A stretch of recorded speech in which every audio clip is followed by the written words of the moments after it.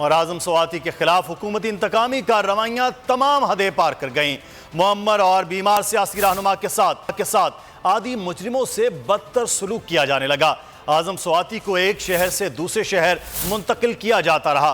खुसूसी तैयारे के जरिए क्वेटा से कराची, कराची से सखर ले जाया गया, जहां से कंबर शहदाद कोर्ट पहुंचा दिया गया।